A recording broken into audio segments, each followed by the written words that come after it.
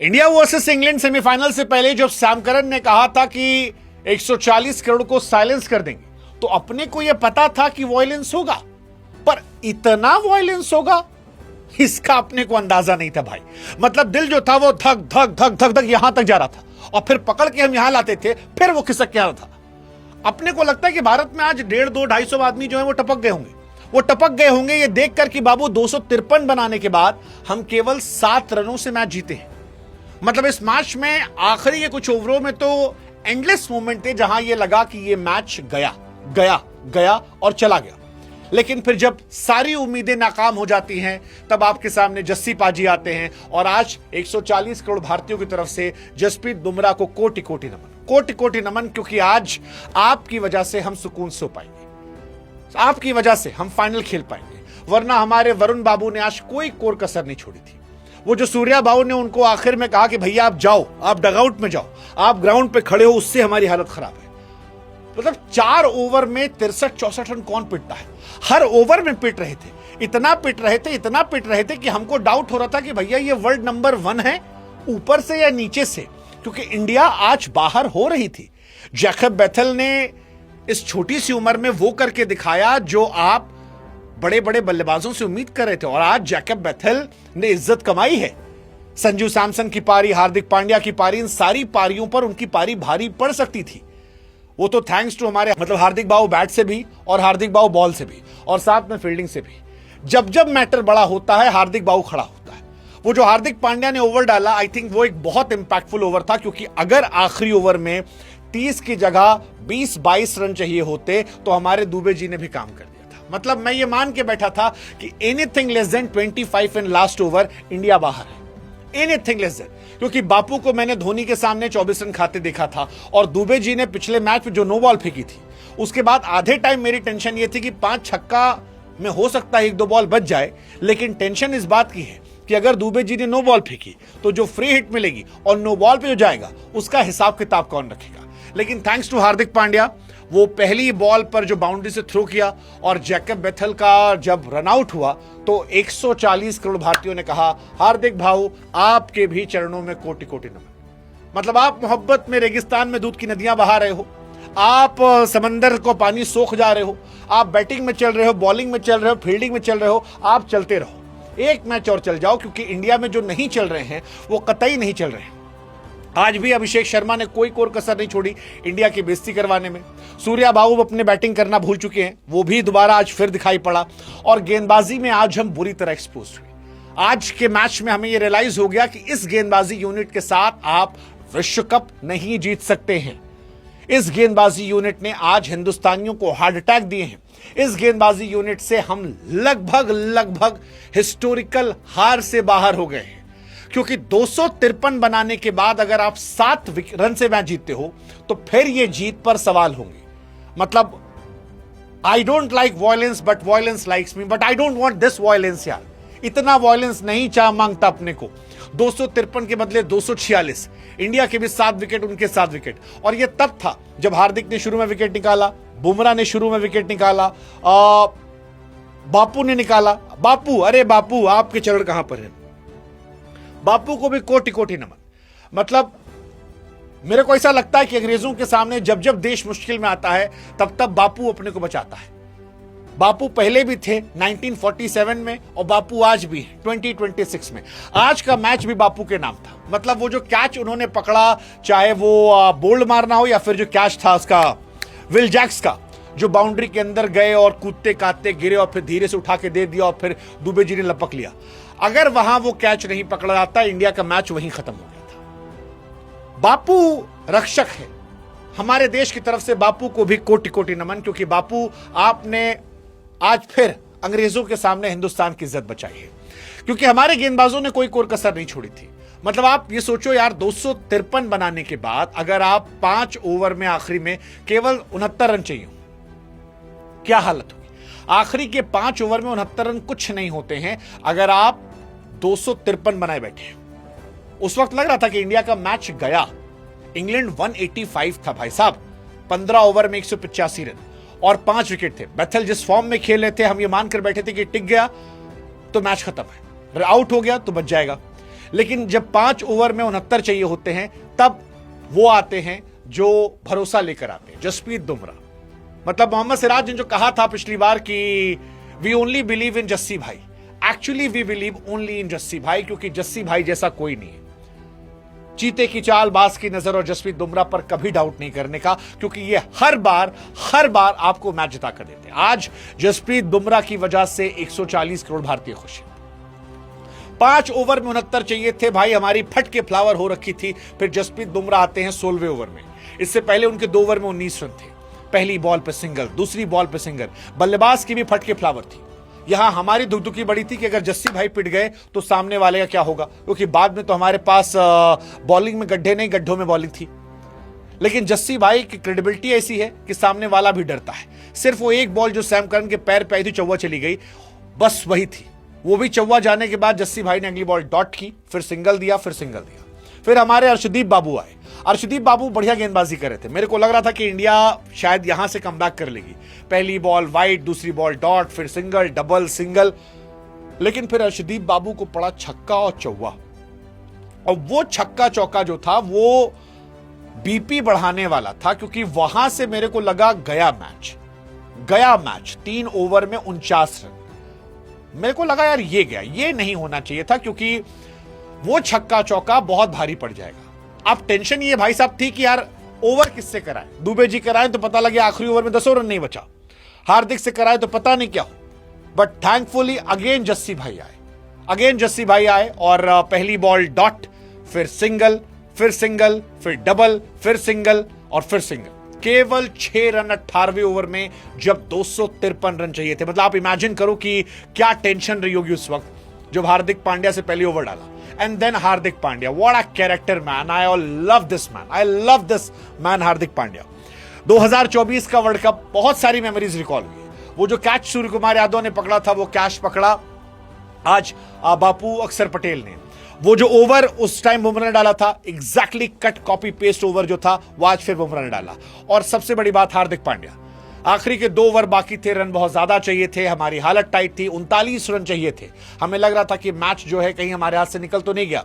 पहली बॉल पे हार्दिक को छक्का पड़ता है, बट इसके बाद हार्दिक क्लच पांड्या, पहली पे सिंगल, सेकंड पे सिंगल, फिर विकेट, सिंगल, केवल 9 रन और आखिरी ओवर में 30 रन। और तब जाकर शायद 140 करोड़ भारतीयों को यकीन हुआ कि भाई साहब ये मैच हमारा हो गया। मतलब वहां से यकीन हुआ। हालांकि दुबे जी ने कोई कोर कसर ये बताने में नहीं छोड़ी कि आप खुश होकर जाओ। उन्होंने बता दिया कि भाई साहब आपकी बॉलिंग की औकात यही है। वो जो आखिरी ओवर 22 रन गए, वही हमारी औकात है। जोफ्रा आर्चर हमें 400 के स्ट्राइक रेट से मारा, वो हमारी हैसियत है।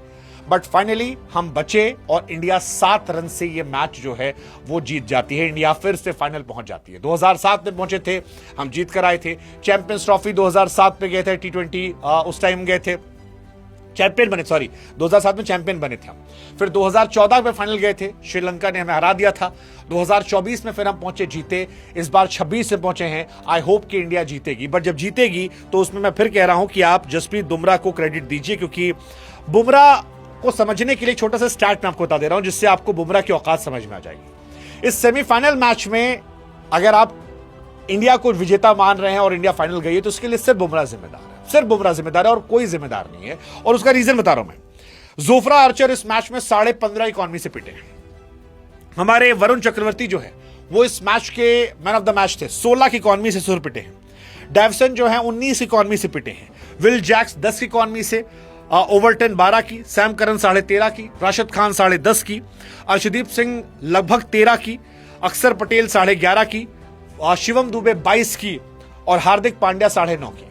केवल हार्दिक और बुमराह 2 गेंदबाज ऐसे थे जो इस मैच में 10 से नीचे इकॉनमी थे। And Hardik Pandya was 9.5 and Jasprit Bumrah was 8.2 and that defines the greatness of this man whom we known as Jasprit Bumrah.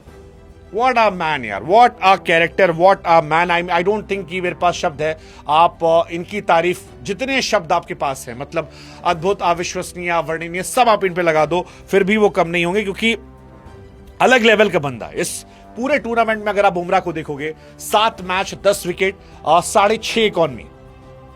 I think Jasprit Bumrah इस साल भी अगर आप देखोगे तो प्लेयर ऑफ द टूर्नामेंट के सबसे बड़े खिताब में जा रहे हैं, क्योंकि 7 मैच में 10 विकेट है। लेकिन अगर आप इकॉनमी देखो, 6 की इकॉनमी, उस वक्त जब सबकी हालत टाइट हो गई है, और इसीलिए लोग कहते हैं कि Jasprit Bumrah is once in a generational bowler.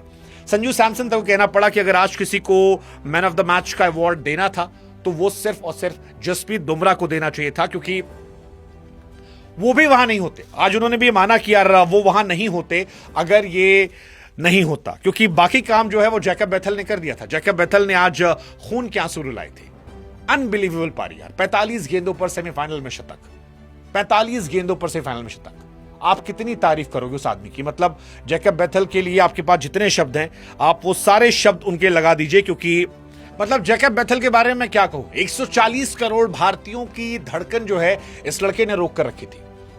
उसके आउट होने के बाद दिल से ताली बजाने का मन किया, क्योंकि जो पारी थी ये अद्भुत पारी थी। ऐसी पारियां आपने क्रिकेट हिस्ट्री में बहुत कम देखी होगी। 4 ओवर में 38 रन पर 2 विकेट गिरने के बाद अगर आप 7 रन से मैच हारते हो, वो भी रन आउट होने के बाद, तो आपके लिए तालियां बजती हैं। और much respect for Jacob Bethell, क्योंकि जैकब बेथल ने बताया कि हार नहीं माननी चाहिए। बड़े बड़े सूरमा जो है वो आज आउट हुए थे, और उसके बाद जैकब बेथल ने इस मैच को लगभग जिता दिया था। इंग्लैंड आज अपनी वजह से हारा है। जैकब बेथल ऑस्ट्रेलिया के सामने शतक, ओडीआई 100 वर्सेस साउथ अफ्रीका, और अब T20 100 versus India in semifinal Mumbai में। सच कहें तो इंग्लैंड को एक स्टार मिला, और वो स्टार जैकब बेथल है। So much respect for Jacob Bethell man. I wish कि ये पारी किसी और देश के सामने देखी होती। हम विनिंग साइड है इसलिए शायद आप कह पा रहे हैं, हारे होते तो आज 140 करोड़ गालियां आपको पड़ती। But what an inning man, मतलब मेरे पास शब्द नहीं है। इतने बड़े मंच पर, इतनी बड़ी ऑपोजिशन के सामने वर्ल्ड नंबर 1 बॉलर को आपने एक गली कूचे का बॉलर बना दिया। That's madness. संजू सैमसन ने 42 गेंदों पर 89 खेला था। वो सारी पारियां आपने ओवरशैडो कर दी। मतलब वो जो एक ऐड आता है कि सारी दुनिया एक आदमी को ताली बजा रही है, लेकिन एक आदमी जा रहा है जिसको लेकर हम टोपी निकाल कहते हैं यार you deserve respect man. I think that man is Jacob Bethell. अगर आज जैकब बेथल को मैन ऑफ द मैच मिल जाता तो मुझे हैरानी नहीं होती। मैं बिल्कुल बुरा नहीं मानता, क्योंकि वो डिजर्व करते थे। हालांकि संजू सैमसन को माना गया। संजू सैमसन 42 गेंदों पर 89 रन। क्वार्टर फाइनल में, सेमीफाइनल में 2 मैच में मैन ऑफ द मैच का अवार्ड संजू सैमसन को मिलता है। जितनी तारीफ उनकी भी की जाए कम है। Sanju Samson again a man for crisis. किसने सोचा था कि हिस्ट्री ने उनके लिए इतना कुछ प्लान कर रखा है। मतलब वो वर्ल्ड कप स्क्वाड का हिस्सा पहले नहीं थे, एक सीरीज पहले वर्ल्ड कप स्क्वाड का हिस्सा नहीं थे, फिर वर्ल्ड कप स्क्वाड का हिस्सा बनते हैं, आते हैं और पूरे टूर्नामेंट बाहर रहते हैं, फिर सडनली एंट्री मिलती है। पिछले मैच में 97, इस मैच में 89। और दिलेर खिलाड़ी है, मतलब सेल्फिश प्लेयर नहीं है।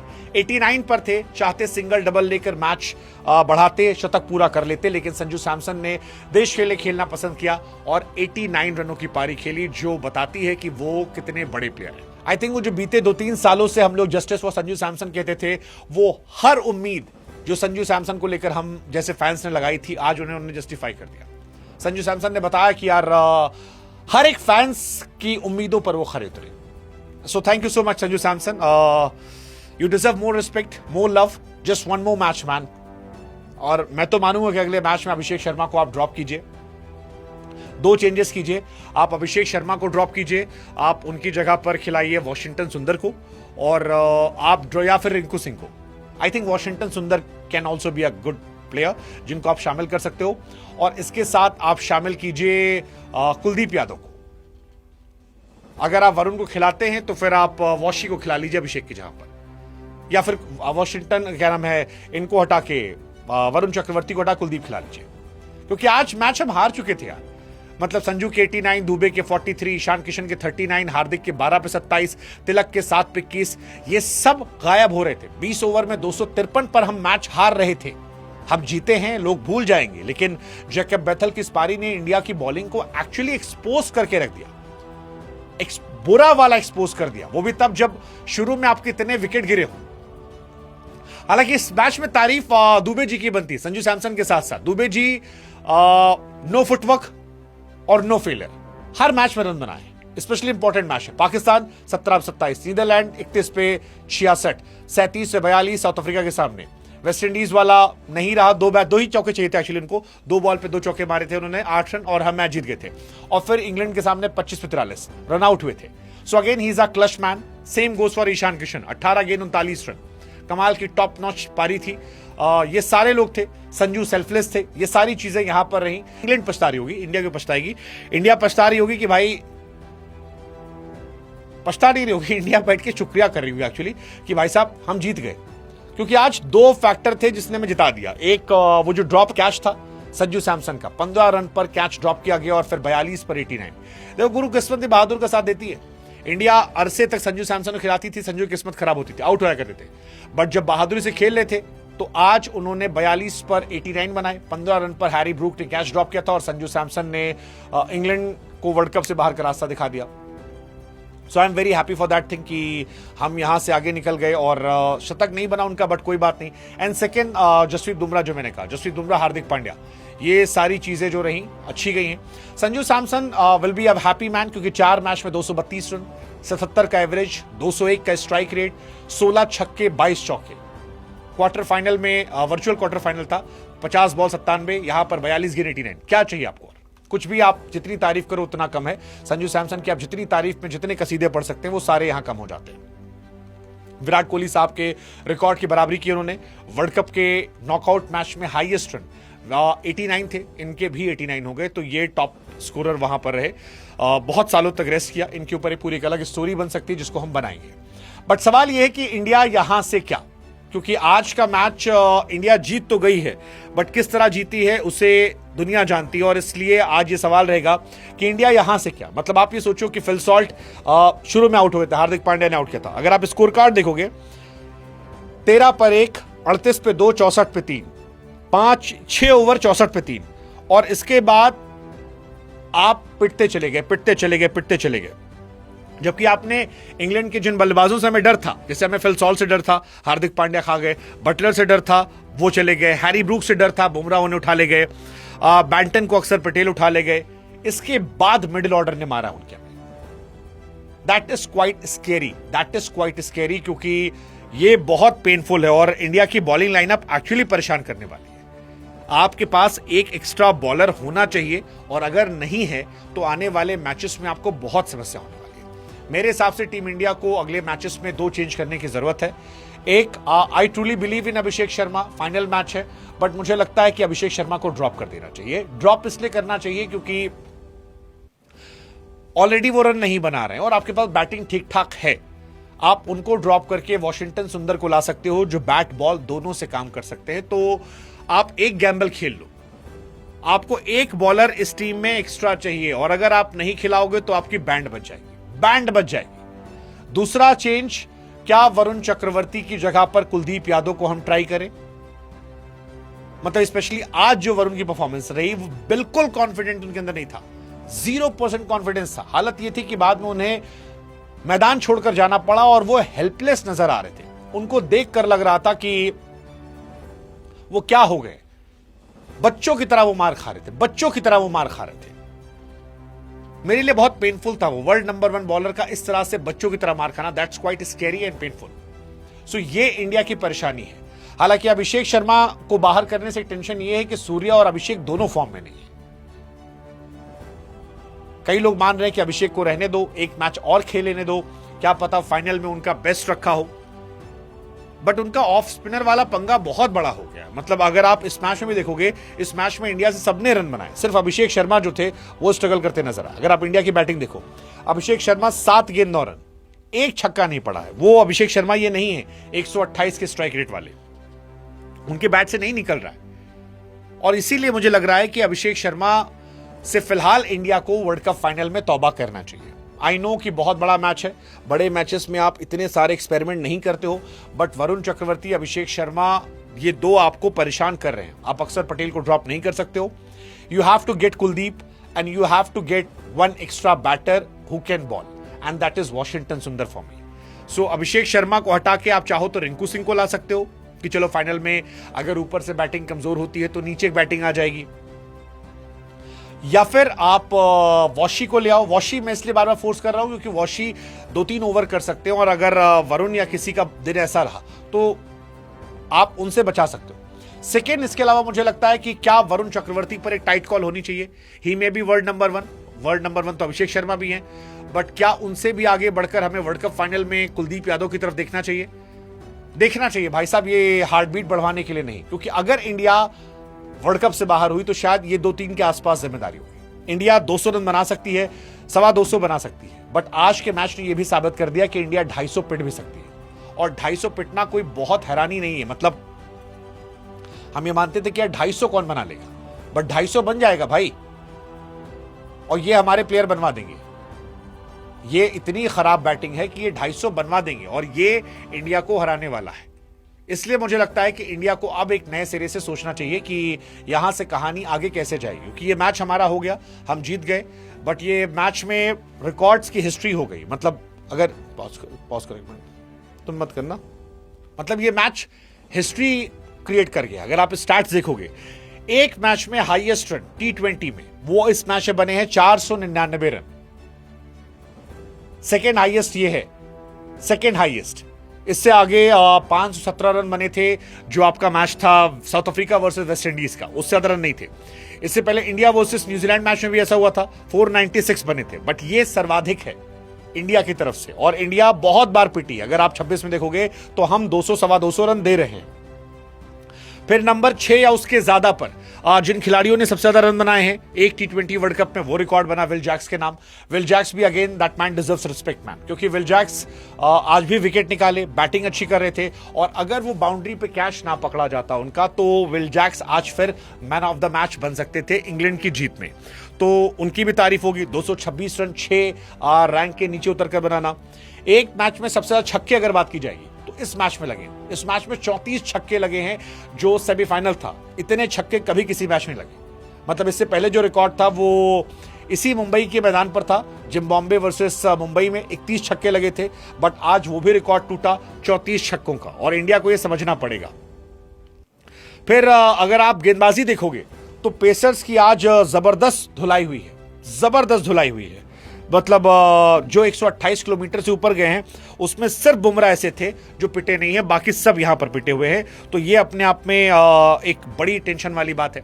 हालांकि एक रिकॉर्ड बना है कि इंडिया वो तीसरी टीम बन गई है जो लगातार 2 वर्ल्ड कप खेल चुकी है। सबसे पहली टीम पाकिस्तान थी, 2007 2009 दोनों पाकिस्तान गई, खेली, एक में फाइनल में हारे, एक में फाइनल जीत गए। दूसरी श्रीलंका थी, 2012 में फाइनल खेला, 14 में इंडिया को हराया था।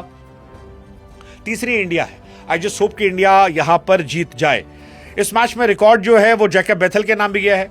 105 रन इंग्लैंड के लिए T20 वर्ल्ड कप में। इंग्लैंड से आज तक सिर्फ 4 खिलाड़ी हैं जिन्होंने शतक लगाया है। 100 T20 100 इंग्लैंड के लिए, जिसमें हैरी ब्रूक का नाम है जो अभी पाकिस्तान के सामने मारा था, एक बटलर का नाम है श्रीलंका के सामने मारा था, और एक रिकॉर्ड जो है वो आज और बना है।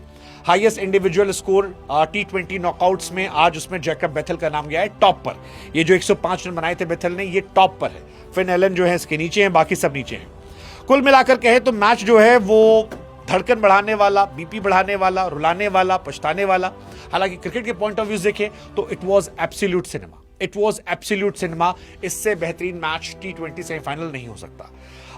किस्मत साथ थी आज हमारे, हमने अच्छे क्रच मूवमेंट पे कैचेस पकड़े, जिसमें संजू सैमसन का ड्रॉप होना, अक्षर पटेल के कैचेस पकड़ना, तिलक वर्मा को कैच पकड़ना, इस वजह से हम क्वालिफाई कर पाए। इवन जैकब बेथल का वो रन आउट होना, हार्दिक ने जो किया था, बुमराह का क्लच मूवमेंट परफॉर्मेंस करना, हम जीत गए। बट याद रखिएगा कि न्यूजीलैंड वो टीम है जो अफ्रीका को हरा कर आ रही है, और हरा कर नहीं आ रही है, रगड़ कर आ रही है। बैटिंग में हमारा कोई तोड़ नहीं है, हम 250 बना सकते हैं।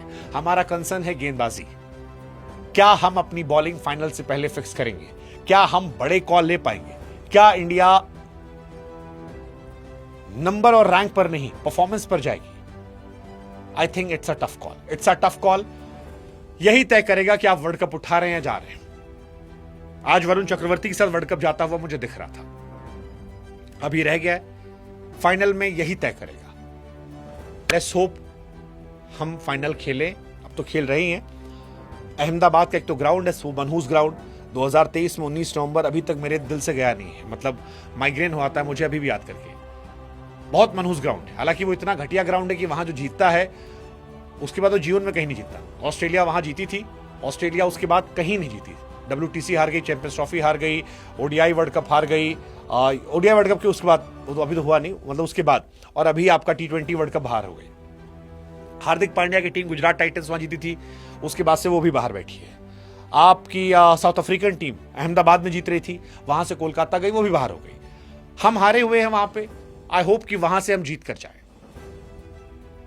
आई होप वो थोड़ा इंडियन टीम के लिए मनहूस ग्राउंड है, बट आई होप कि जब हम और आप मिले 8 तारीख को,